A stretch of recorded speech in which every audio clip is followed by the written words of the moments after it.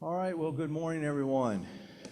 We will continue our study on what we believe and why, and we're moving through a series of topics that some people at the chapel that put together to kind of instruct people that aren't familiar with our religion of the major topics of the things that we believe.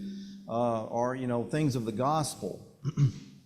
And so one of the things we want to make sure that we do not do, and I do this every week, is that we don't want to pervert the gospel, distort the gospel, or change the gospel. So our whole purpose of this class is to determine what is the Bible teaching us to believe. And so these are some of the things that the apostles, when Jesus sent them out to teach the gospel, these were some of the topics that they talked about. And so we're going to try to make sure that these topics that we go over incorporate these, but we'll wait until the end to compare what we've talked about to this list here. So here are the topics that we've started discussing. One is the Bible, and the highlight on that is that it's the only revealed message of God, and that it's our only authority. That was the main point there, and we've covered that. The next thing was God, and we actually finished that topic by separating God and Jesus to teach us what the Bible taught about that. So the next one that we're on is man, and then we're going to move through the rest of these eventually. So let's see here. Let's get through. So now, one of the things that we did in this class was we tried to show what the Bible was teaching, and here we see very clearly that we're taught that there's one God, the Father. And then this one here is really the verse I think that really should nail down exactly who God is. And that is, Paul says to the believers, to those that believe the things that Paul was preaching, there's one God. And who's that one God? It's the Father. And then there's also one Lord Jesus Christ. And he says, however, there's not in every man that knowledge. So then we looked at Jesus, and we saw what the Bible teaches us about Jesus. And one of the important topics that we made the point of is that never does the Bible teach that Jesus is God the Son. That phrase does not exist. Although if you look at a bunch of statements of faith of different religions, you will see them use that phrase, God the Son. Doesn't occur in the Bible. Okay, so we find out that the Bible teaches us that Jesus is God's Son. But then we also find out that things that they teach us that Jesus himself says that he's not God. Because notice it says that, he doesn't know the day or the hour that the kingdom was going to be set up at that point in time. He didn't know it. The angels didn't know it. Only the Father. So in other words, only God knew this, okay? He also says he taught his disciples to pray, Our Father. So when he taught his disciples to pray to God, he didn't teach them to pray to God the Father, God the Son, and God the Holy Spirit. He taught them to pray to Our Father. And also notice that he referred to himself as well, Our Father.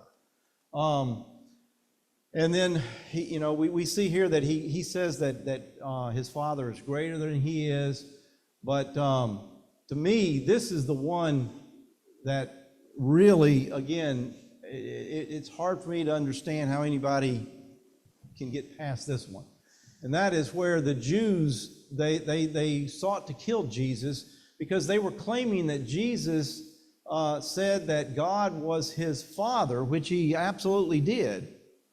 But what they were saying was, well, if you think God is your Father, then you're making yourself equal with God. So if Jesus really was God, that's exactly what he was doing. But how does Jesus answer that? He doesn't say, yes, you're right. No, instead he says, then answered Jesus and said unto them, Verily, verily, I say unto you, the Son can do nothing of himself. But what he seeth the Father do, what things soever he doeth, these also doeth the Son likewise. So what's his answer about, you think you're equal with God? Jesus was saying, no, I'm not equal with God. So, to me, that's like those are the words coming straight out of Jesus' mouth when somebody said, you make yourself equal with God. That would have been the perfect opportunity for him to say, you're absolutely right, if he was equal with God. But instead he said, no, that's not right. All right, so that brings us now to man. So remember this, and again, I wasn't involved with the people that put this together, but notice some of the phrases that they use. They said man is mortal, and man is a sinner. Man is prone to sin, and that the punishment of sin is death. And then notice it says the end of all life. So I think there were some pointed things in this statement to try to help other people understand some of the things that we believe. So why do you think they use this term, man is mortal?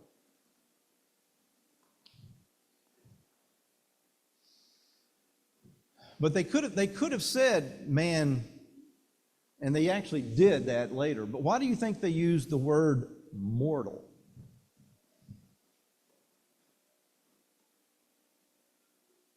And again, I didn't put this together, so I don't know this for a fact. I'm just taking a guess that they used that word purposely.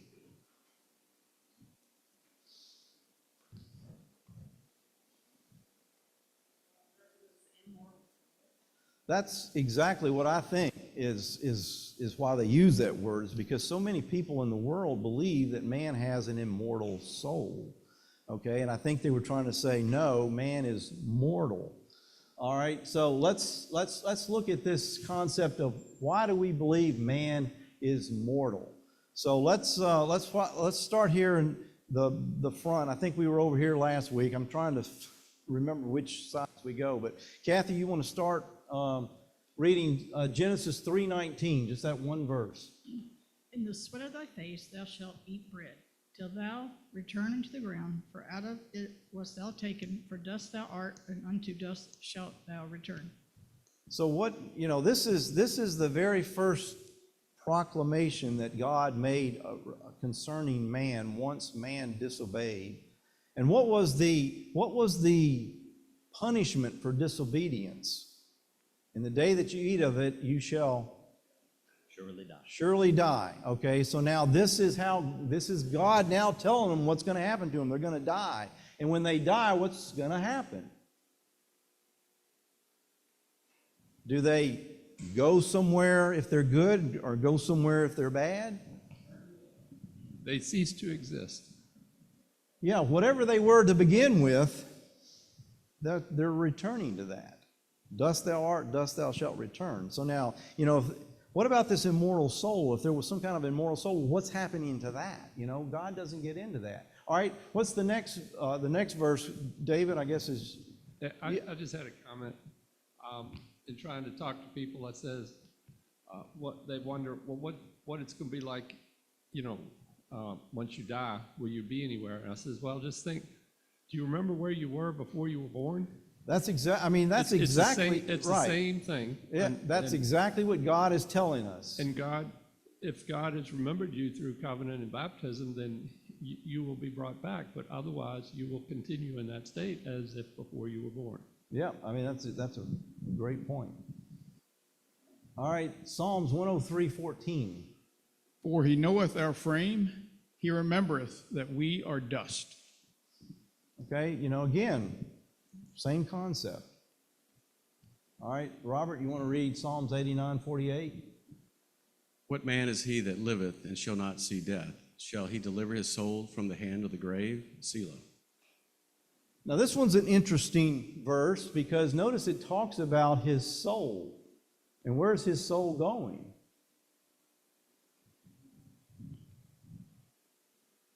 It's going to the grave, right? That's not exactly what most people would think. All right, so what's the next verse? Ezekiel 18:4.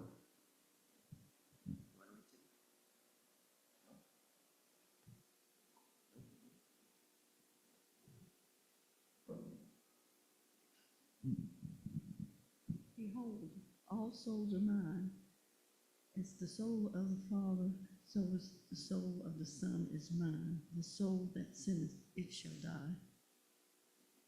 So now, how would is an immortal soul something that, from what most people teach, is that something that all people have?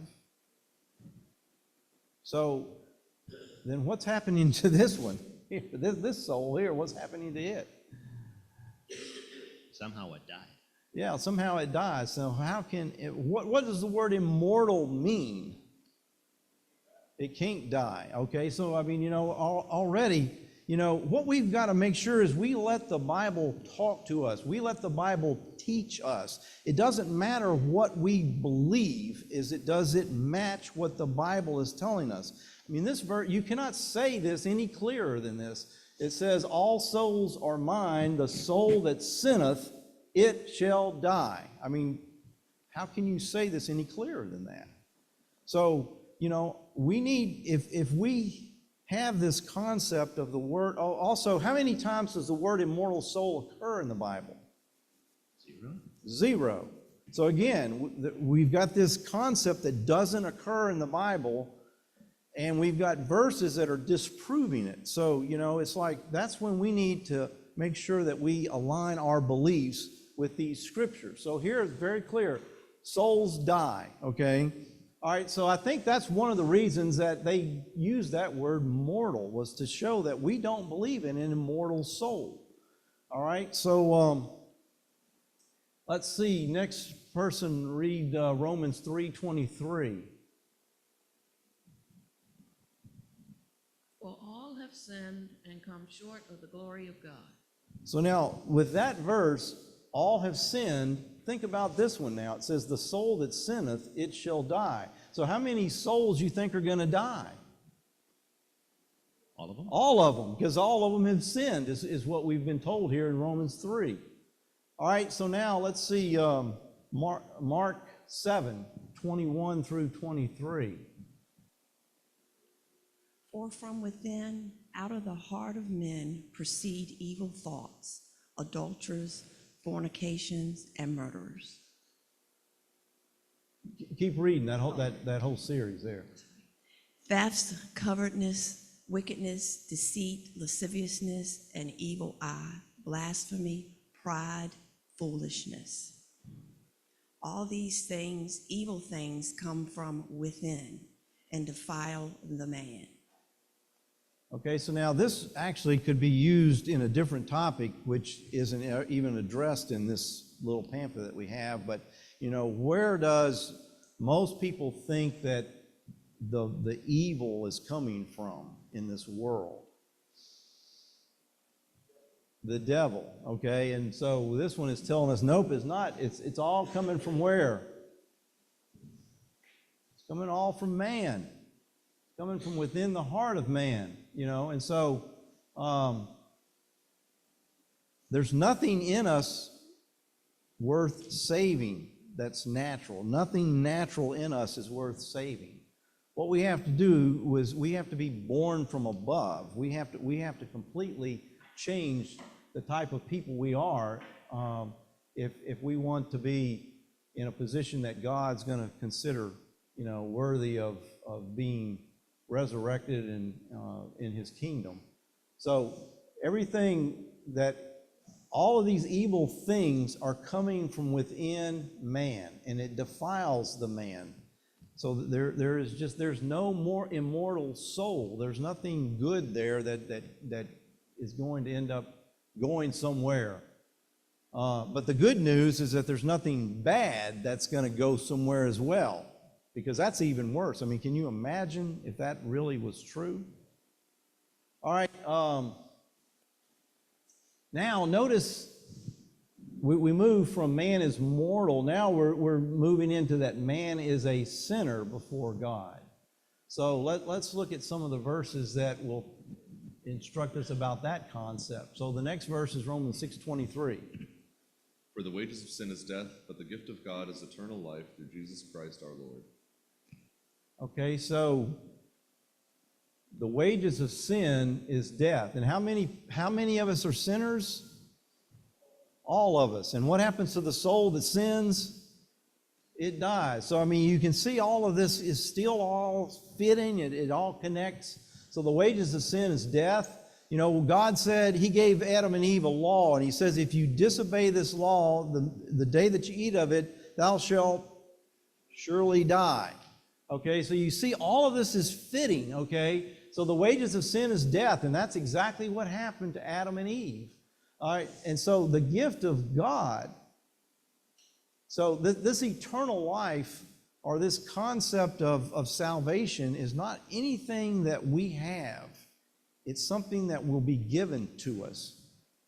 And so that's an important thing, that it's a gift of God. All right, so next person, James chapter 1, 13 through 15. Let no man say when he is tempted, I am tempted of God. For God cannot be tempted with evil, neither tempteth he any man. But every man is tempted when he is drawn away of his own lust and enticed. Then when lust hath conceived, it bringeth forth sin, and sin, when it is finished, bringeth forth death. Okay, so man is a sinner, and sin brings forth death. Okay, now this is a verse that we could actually use for a topic that we've already covered, and that is, notice it says, let no man say when he is tempted, I am tempted of God, for God cannot be tempted. Do we know somebody that was tempted? Jesus.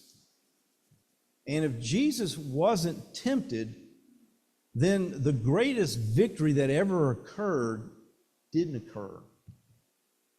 If you think about that, what a lot of people, I think a lot of people try to elevate Jesus as a way of like giving him praise and things to try to make him God. And they actually take away all of the victory, all of the magnificence of what that man did when they try to make him God. Because if Jesus was truly God, then he really didn't do anything. First of all, he couldn't be tempted, he couldn't die. You just take all that away from him. So anyway, here's just another good verse. It tells us that God cannot be tempted, yet Jesus was tempted. So therefore, Jesus couldn't be God. But anyway, get back to our subject. But every man is tempted, and so was Jesus. And how are we tempted? Is it some fallen angel that comes on the scene and says, do this, don't do that, do this, don't do that? No, we're tempted when we're drawn away of our own lust. Remember, that fits so perfectly with that verse we just read. It all comes from within.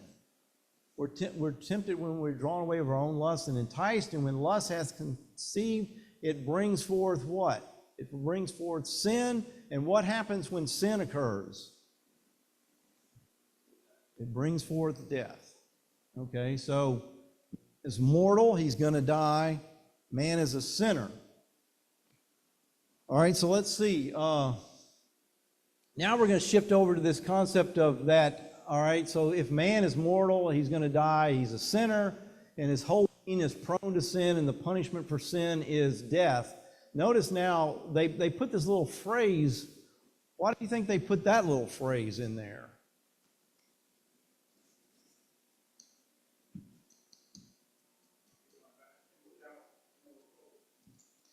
What is it that most people think when somebody, and this is kind of getting in with Randy's class now, when people die, what do they like to use instead of, you don't hardly hear anybody say, oh, so-and-so died.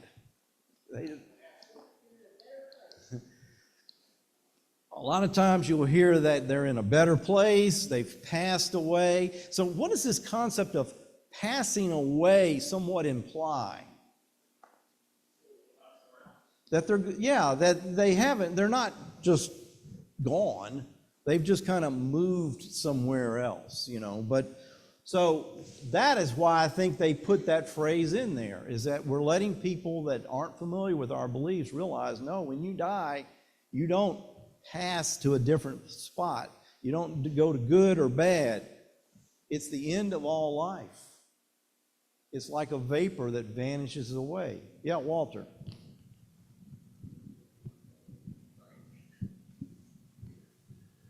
I know in some translations, and I find it's helpful talking to people, we talk about dying and so forth. But the actual Greek word or whatever word is perish. And when you use perish as opposed to die, it has different connotation. Perish means I'm kaput, I'm gone forever, I'm out of there. So it's useful when you see your passages, find where God specifically says you have perished, because that's a better argument point Because a lot of these people, like you say, when they say you died, oh, well, that just means I'm moving on somewhere else. I'll be along later. But when I say, well, what does the word perish mean to you? Then it makes them think differently. Yeah, and if we really wanted to get into this subject, we would find that the Bible really uses two different words to describe death. For the believers, it refers to them as what? Asleep. Asleep. But for the ungodly, it refers to them as what? Perished. And the Apostle Paul told the Thessalonians, don't grieve over these believers that have died like those that have no hope. And he uses the word sleep and he uses the word perish.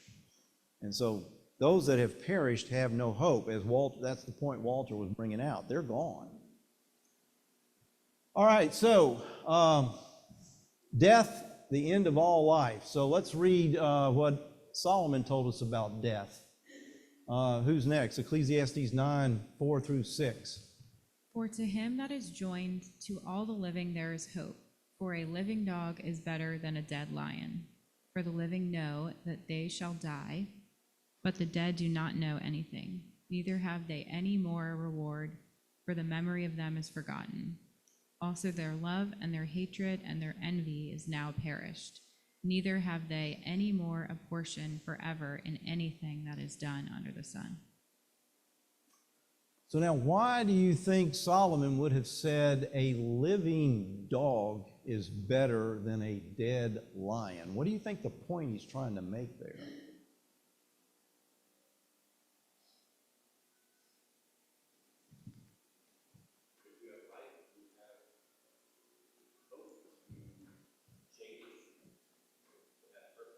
Yeah, just repeat that real quick, because that's a good point.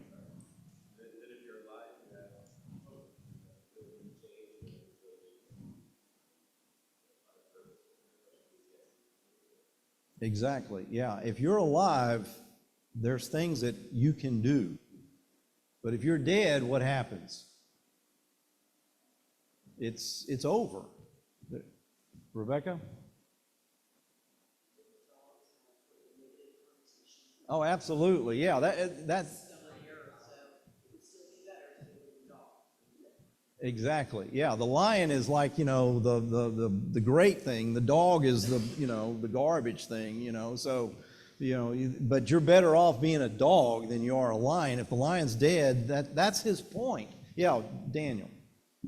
I think it also kind of is phrased this way, the semantics used to, put a juxtaposition between like God's priorities and man's priorities. You can be elevated in man's eyes as like a lion, and that's probably what Rebecca was saying, but versus like a dog, but one having life and one not in God's eyes, like what's truly there.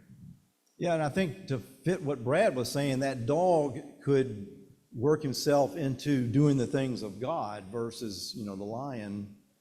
I think there's also possibly a Jewish Gentile connection here. So you've got a Jew who is dead, who is unable to serve God anymore and lived his life, but you've got like the Lion of Judah there. But a dog would be a Gentile who still has hope of repenting and turning towards God and godly things. Yeah, and that's probably something that the Jew missed in the Old Testament, but maybe they started picking it up when Jesus came along, when they realized, hey, the gospel's for all people, not just Jews. But the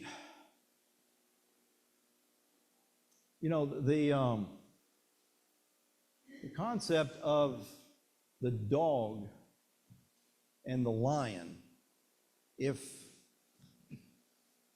the common belief of the good people go to a reward and the bad people go to punishment or whatever, wouldn't the lion, as Daniel said, if the lion is the elevated thing and the dog is the, condemned thing, if there's something after death,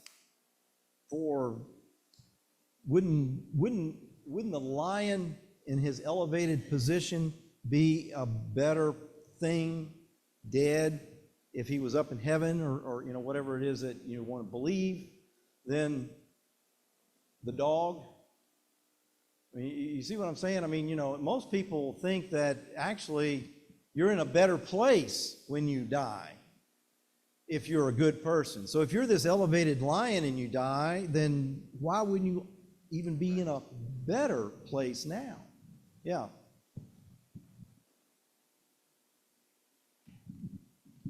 It speaks to the nature of life, that it's finite, and that when it's done, the existence of that lion and the existence ultimately of that dog it's going to be over. That there's I don't know, an hourglass that gets flipped, and there's only so much of it. Yeah. So it's not something that just naturally will continue in another place. Yeah, and I just, the reason I'm kind of dwelling on this is I really think this was the point that Solomon is trying to make. And I think he makes it a very powerful point. And then he goes and explains it. It's like, if you don't get it, let me even explain it even more. And that is that the living, this living dog, the living know that they shall die, which is now where the lion is. But the dead knows not anything. So that's why you're better than a dead lion, because the dead lion doesn't know anything. Neither have they any more reward. The dead lion, it's over for that dead lion, The memory of them is forgotten. Also their love, their hatred, their envy is now perished. What in the world does that mean? I mean, I hear people referring to so-and-so's looking down at you right now and he's so proud, and especially in sporting events and stuff like that, you'll hear them say something like, well, I know your dad is, or your grandfather or somebody's looking down at you and they've got to be so proud or something. What is this telling us? Do you think there's any kind of being proud when you're dead? It says their love, their hatred, their envy is now perished. Neither do they have any more portion forever in anything. So, pretty powerful verse, yeah. And Uncle David, I think the converse is true too. If people our loved ones are looking down at us, they might not always be so pleased. No. Some of the stuff they saw, their children and their grandchildren, I mean, it would curl their hair. And there's probably a lot of times that it's like, I'm glad that so-and-so's not looking at me, So, yeah, it's really, it's kind of an eerie feeling to think that people could be watching your every move, So anyway, all right, any more comments? All right, so let's see, next verse, Ecclesiastes 9:10. Whatever you are capable of doing, do with all your might, because there's no work, thought, knowledge, or wisdom in the grave, which is where you are headed. So, if you're trying to teach a concept, can you say it any clearer than that? Whatever you're capable of doing, do it now. If you're that living dog, do it now, because the dead lion, whatever you're capable of doing, you better do it now with all of your might, because there's going to be a day when there's no work, thought, knowledge, or wisdom. And what day is that? The day you die. And where are you going to be when you die? In the grave. All right, so, yeah.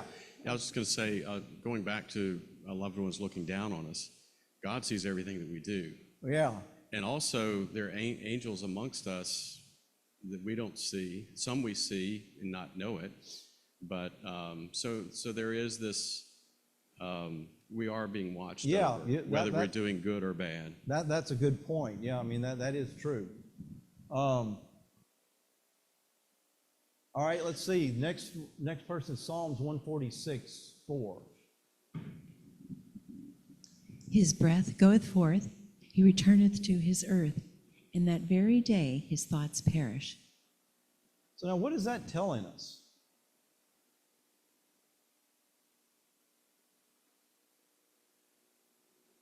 Is that telling us that, when we fall asleep? I mean, what is this telling us? What are we talking about here? So when God created Adam, he took something from the earth and he put it together in the form of clay, and then God gave Adam something of himself. He breathed into him the breath of life. that power to animate clay goes back to God when mortal man dies. Okay, yeah, so we're talking about death here, and you see how beautifully it fits with that, in the day that you eat of this fruit, you shall surely die. And then God says, from dust thou art, to dust thou shalt return. So you can see how when you've got the truth, it's just verse after verse after verse after verse connects. It all fits. It all makes sense. So now, from dust thou art, to dust thou shalt return. When we return to dust, what happens? Our thoughts perish, which is exactly what Solomon is saying here. Your love, your hatred, your envy, it's all perished. And so you can see how all of these things just fit. There's no knowledge, there's no wisdom, there's no envy, there's no love, there's none of this stuff going on when you are in the grave, because your thoughts perish. All right, so let's see. Next thing is Ecclesiastes 3. Can I make a quick comment? Yeah. There's also a level of God's mercy shown in this, I believe, too. The level that, that's the end there. There's no eternal damnation. God doesn't want to torture those who decided not to follow him or did not know about him. It's just, right. Yeah. Just lights out. Yeah, I mean, really, the concept of somebody burning forever is just, unbelievable, really. What do we read? Ecclesiastes 3, 19 and 20. For that which befalleth the sons of men befalleth beasts, even one thing befalleth them. As the one dieth, so dieth the other. Yea, they all have one breath, so that a man hath no preeminence above a beast, for all is vanity. All go into one place, all are of the dust, and all turn to dust again. So again, it's the same. It's almost like we're reading the same verses over and over and over again, isn't it? But these are all different verses. They're written by different people. In fact, Solomon is the one that gives us the most information about dying, because we've read a lot of Ecclesiastes and Proverbs here. But now this is one from Psalms. So who's next? Psalms 37:20. But the wicked shall perish, and the enemies of the Lord shall be as the fat of lambs. They shall consume, into smoke shall they consume away. So now, this kind of fits back to what Walter's point was. The Bible is telling us, number one, is that the wicked is not going to go somewhere and burn forever. The wicked are going to die.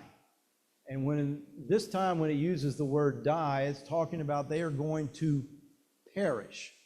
All right, now if they perish, what's going to happen to them?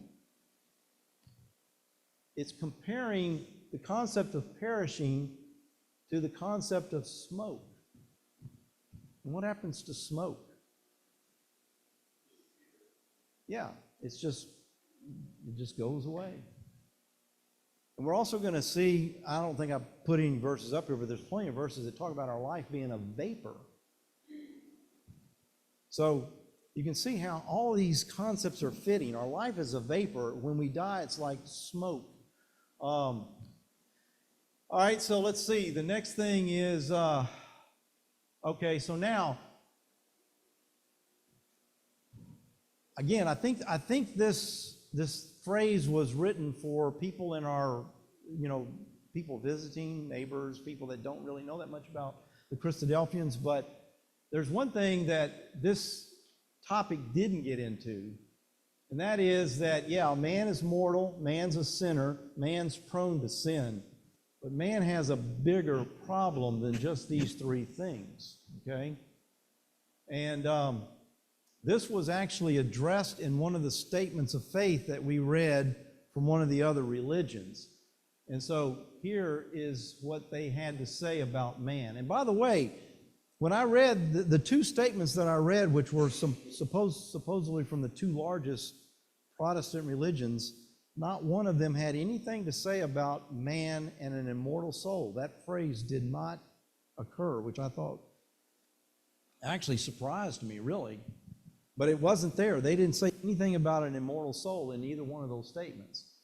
This is one of the statements about man. It says, in the beginning, man was innocent of sin and was endowed by his Creator with freedom of choice. By his free choice, man sinned against God and brought sin into the human race through the temptation of Satan. Now what does that mean? They don't really get into that, and obviously we probably would disagree with what they would say about that, but they don't get into that in their statement either. It's just there.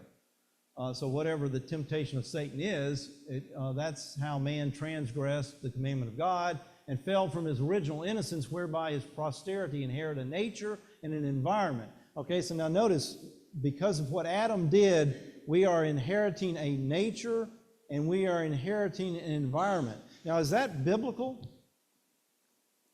I would say yes, it is. Because what happened to the earth? It was cursed. Okay, and what happened to man's nature? It was cursed as well, wasn't it? So far, so good. So whereby mankind inherited a nature and an environment inclined toward sin. Now, I don't know if I would say the environment is inclined toward sin, it's cursed. But anyway, notice it says, therefore as soon, now this word is important here, therefore as soon as they are capable of moral action, they become transgressors and are then under condemnation. So what is this? What are they really saying about man? They're saying man inherited a nature, which you could say they were mortal, and they also were put into an environment that was cursed, that might even incline them even more to sin. But what are they saying about in this last statement here? Yeah, Walter.